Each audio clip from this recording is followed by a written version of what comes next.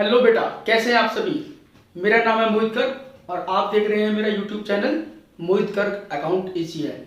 हम 11th class की video बना रहे हैं और हमारा जो चैप्टर चल रहा है ये चैप्टर 1 चल रहा है, इंट्रोडक्शन ऑफ अकाउंटिंग। ठीक है, हमने पिछले वीडियो में मीनिंग ऑफ अकाउंटिंग यानी कि डेफिनेशन ऑफ अकाउंटिंग के बारे में चर्चा की थी।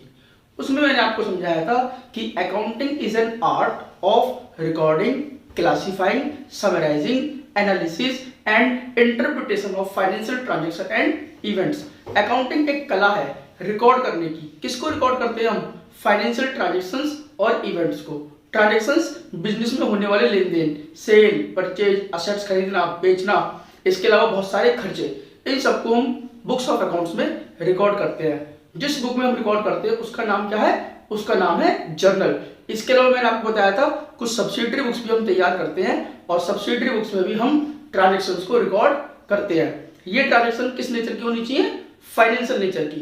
अगर किसी ट्रांजैक्शन का आपको पैसा नहीं पता है कि हमें इसको कितने रुपए से रिकॉर्ड करना है तो आप उस ट्रांजैक्शन को रिकॉर्ड नहीं कर सकते। ठीक, अब हम चलते हैं आपकी इस अगली वीडियो में, यानी कि आज जो नई बात हम सीखने वाले हैं। मैंने लिखा है टाइप्स ऑफ अकाउंट्स, लेकिन इससे पहले हमें और कुछ बात समझनी है। मैं आपको एक बात समझाने जाता हूँ।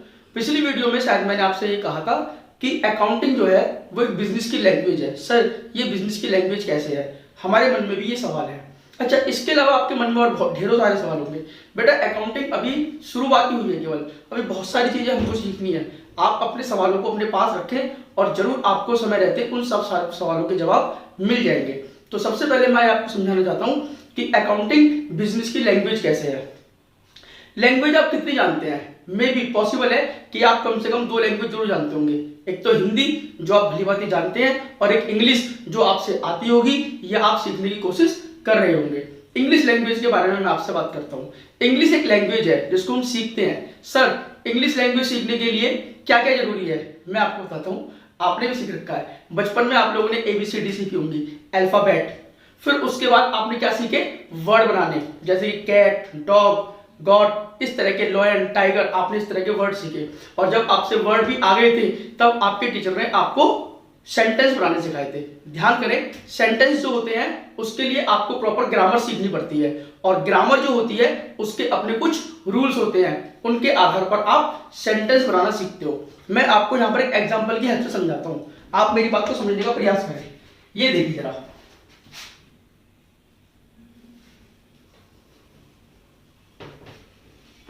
ही इज गोइंग, मैंने ये लिखा है। आई होप कि आप समझ गए होंगे। ही इज गोइंग का मतलब आप जानते हैं क्योंकि आपको इंग्लिश आती है। सर, वह जा रहा है, इसका ये मतलब है। अब मैं एक और सेंटेंस लिखता हूं।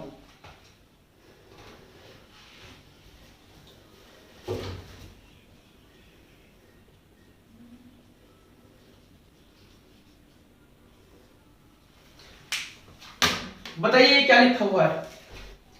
सर, ये आपने लिखा है सैलरी, DR, टू कैश और EAC, कुछ इस तरीके का आपने लिखा है।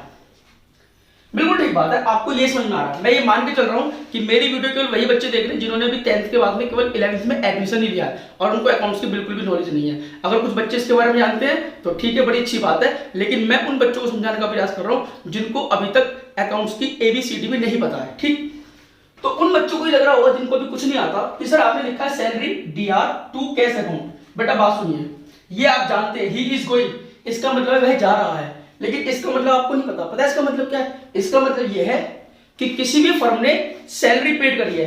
लो, मैं यहां पर लिख देता हूं 10,000, इसका मतलब है 10,000 रुपए सैलरी पेड की गई है। ये इसका मतलब है। ये अकाउंटिंग की लैंग्वेज है। ये आप नहीं समझ पा रहे हो, ये मैं समझ पा रहा हूं। क्यों? क्योंकि मैंने ये लैंग्वेज सीख रखी है।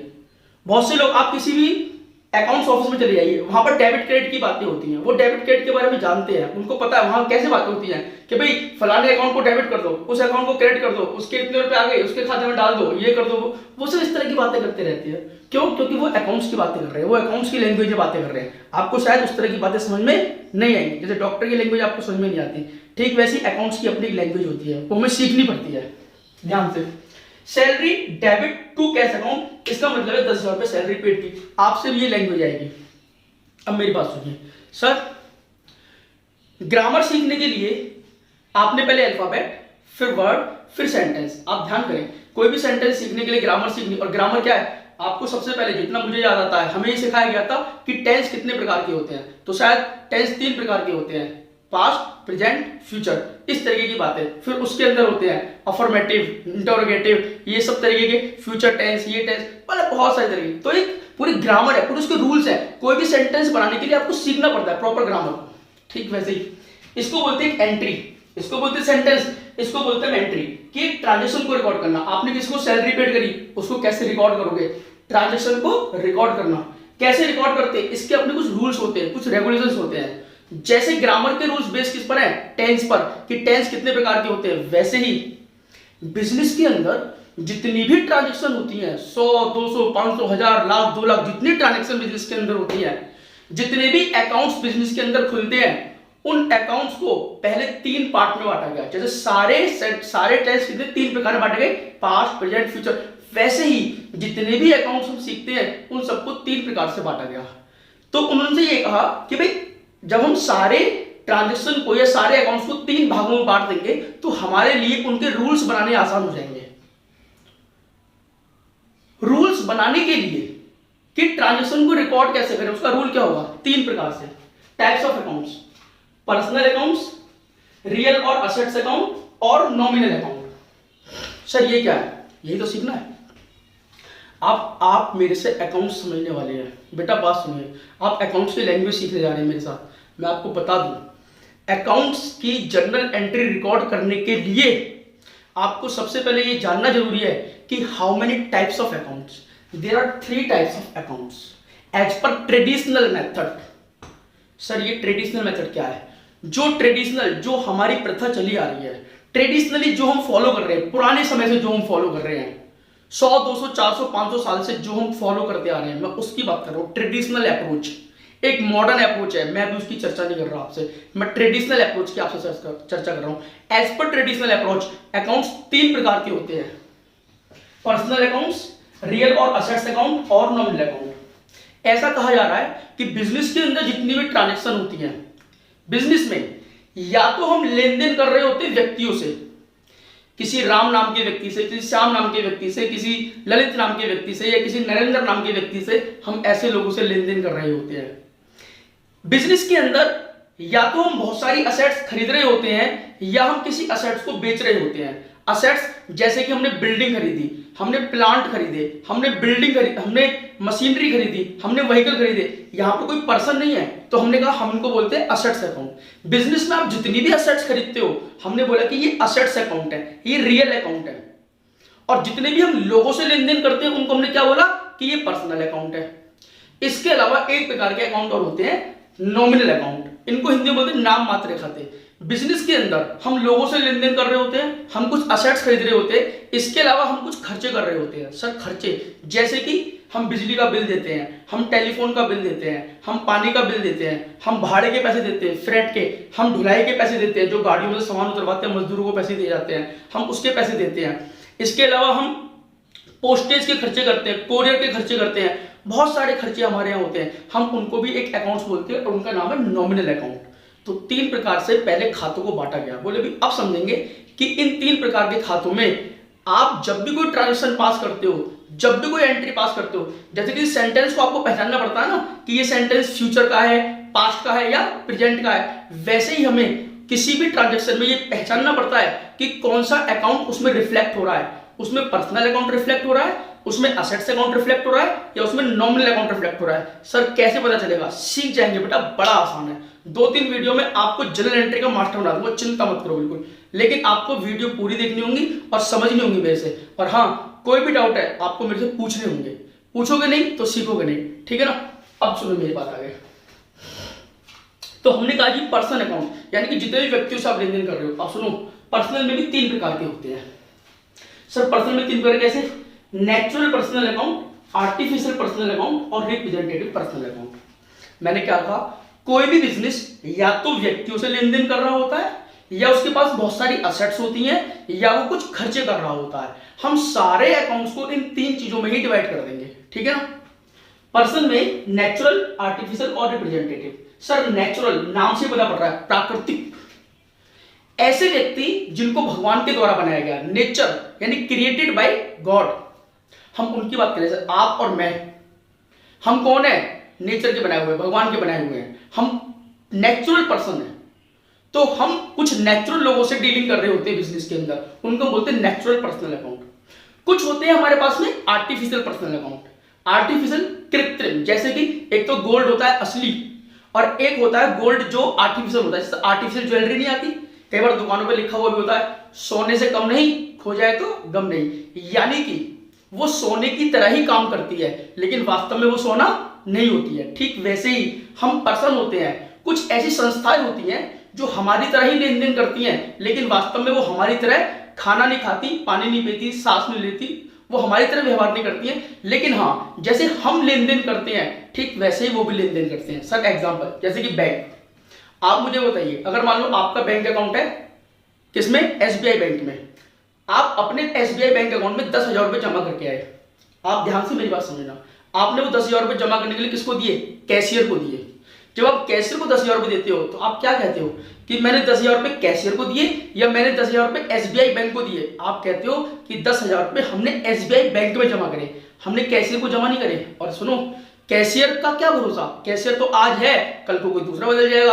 आपकी जो डीलिंग हो रही है वो किससे हो रही है? एसबीआई बैंक से। इसका मतलब एसबीआई बैंक जो है वो भी एक पर्सन की तरह ही काम कर रही है, वो भी लोगों की तरह लेन देन कर रही है, वो लेकिन नेचुरल पर्सन नहीं है, वो एक आर्टिफिशियल पर्सन है।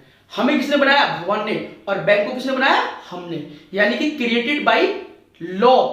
बैंक अपने ही लॉ में बनते हैं, इंश्योरेंस कंपनियां अपने लॉ में बनती है, उनके लिए कानून बनाने पड़ते हैं, उसके तहत वो काम करते हैं, तो उनको किसी न किसी लॉ के अंतर्गत बनाया जाता है। जैसे हमें भगवान ने बनाया, ऐसे ही वो किसी न किसी लॉ के द्वारा बनी हुई होती है।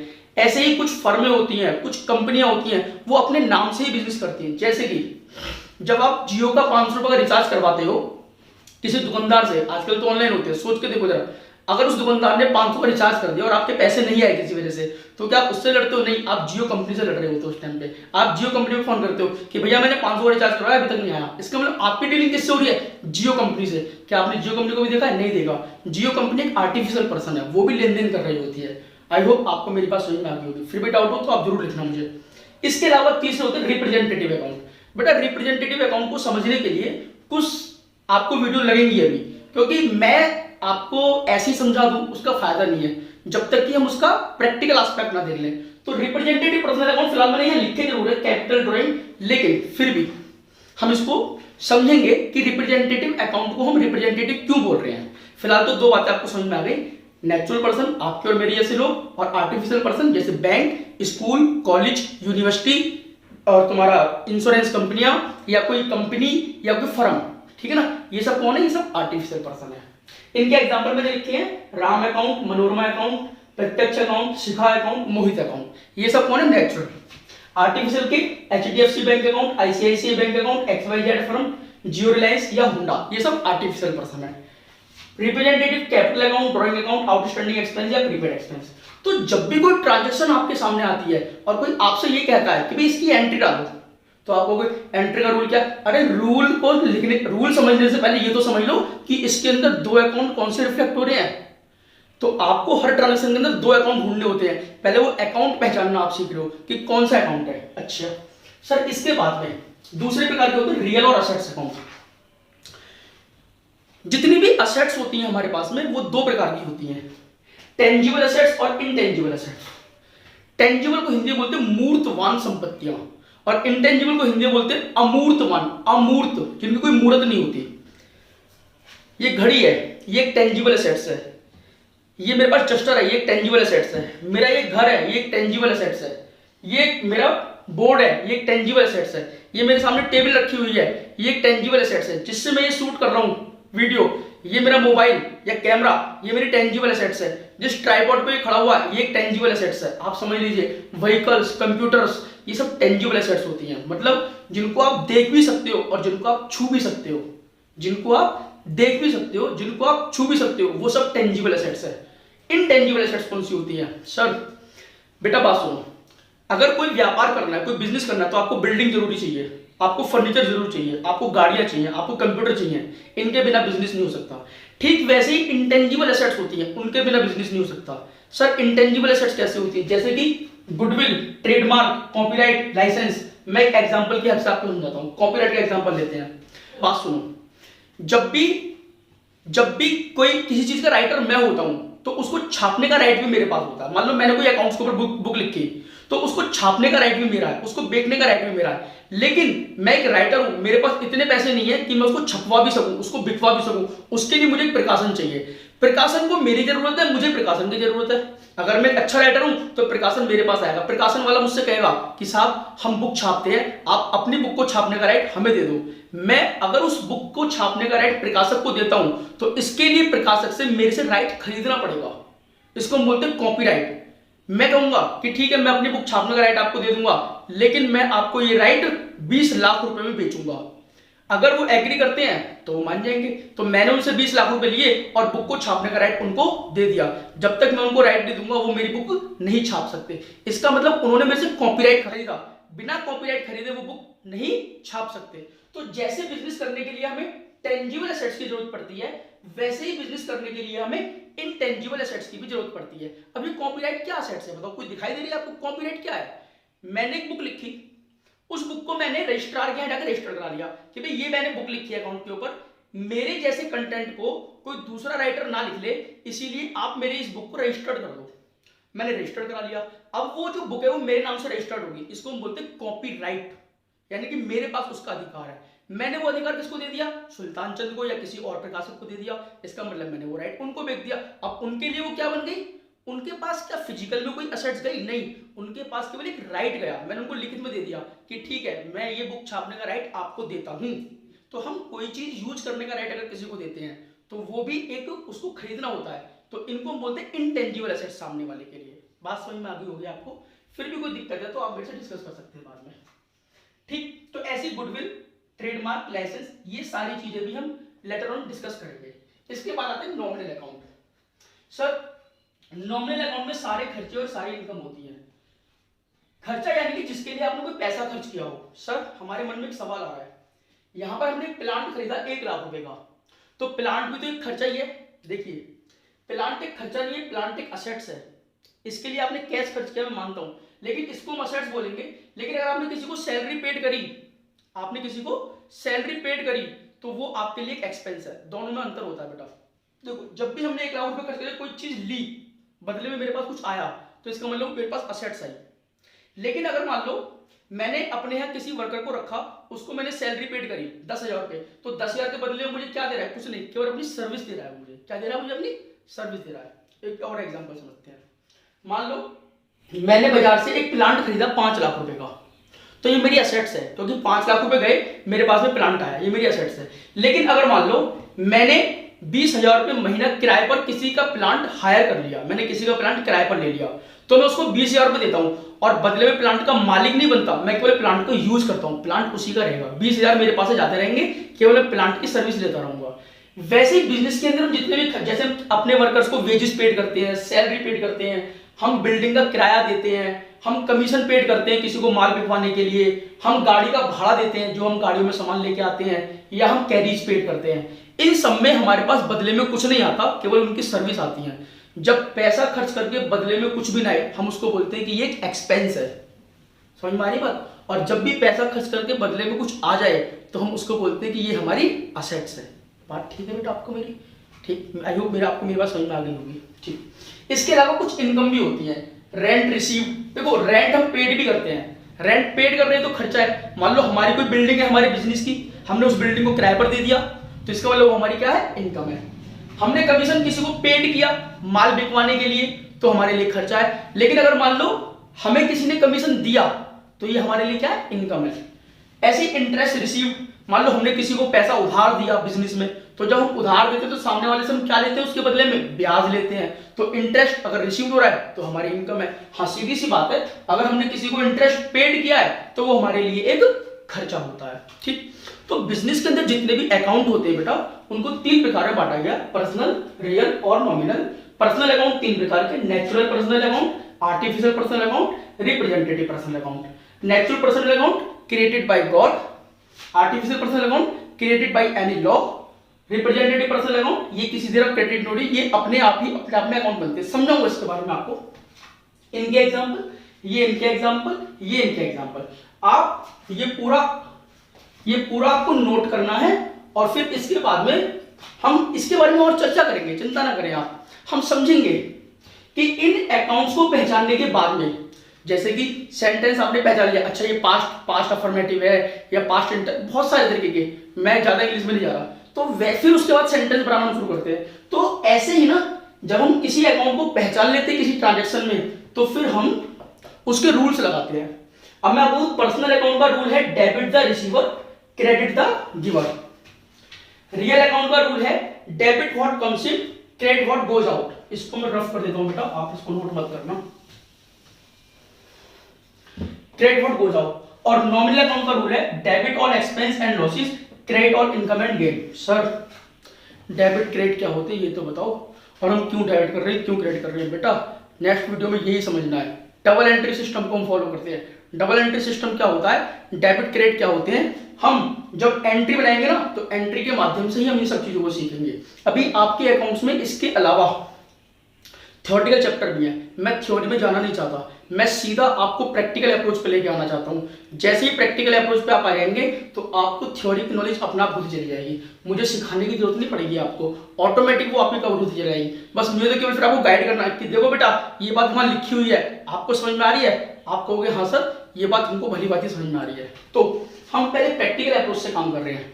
आज मैंने आपको क्या बताया बेटा, बुक्स ऑफ अकाउंट्स में जर्नल एंट्री, जर्नल में रिकॉर्डिंग करने के लिए जो हम ट्रांजेक्शन को रिकॉर्ड करते हैं, उस रिकॉर्डिंग को करने के लिए हमें पहले ये पहचानना होता है कि कौन सा अकाउंट उसमें रिफ्लेक्ट हो रहा है। अकाउंट को पहचानना पहले हम सीखेंगे। अकाउंट 3 प्रकार के होते हैं, पर्सनल, रियल और नॉमिनल।